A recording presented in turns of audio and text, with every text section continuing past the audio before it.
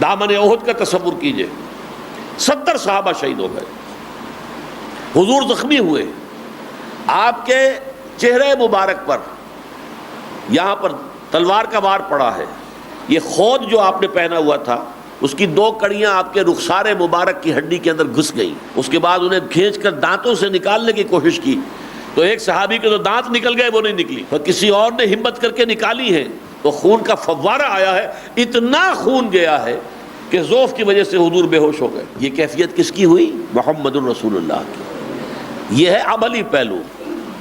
ہم تو کھڑے ہو کر سلام پڑھ لیں گے، اللہ اللہ خیر صلی اللہ، اور گویا کہ ہمارا تو حق ادا ہو گیا، کوئی جلوس نکال دیں گے، کھڑے ہو کر ہم لہک لہک کر سارے نبیوں سے اعلیٰ ہمارا نبی، ٹھیک ہے، شک تو اس میں کوئی اختلاف کی گنجائش تو نہیں ہے، صحیح ہے، لیکن بھائی یہ عملی پہلو نہیں ہے۔ عملی پہلو وہ ہے جو میں نے آپ سے عرض کیا کہ تمام انبیاء اور رسول کو جو مصیبتیں جھیلنی پڑی ہیں، میں نے تنہا وہ سب جھیلی۔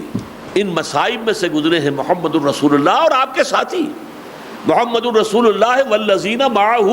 یہ میں آپ کے سامنے اس لیے رکھ رہا ہوں کہ سیرت کا عملی پہلو یہ ہے، اور کیوں میں بیان کر رہا ہوں اس کا ایک خاص سبب ہے۔ دیکھیے اللہ نے بھیجا محمد کو صلی اللہ علیہ وسلم اللہ کے دین کو غالب کرنے کے لیے، اور بالفعل حضور نے اور آپ کے صحابہ نے مل کر اللہ کے دین کو غالب کر دیا۔ مقصد پورا ہو گیا نا؟ لیکن نہیں، ابھی پورا نہیں ہوا۔ وہ کیوں؟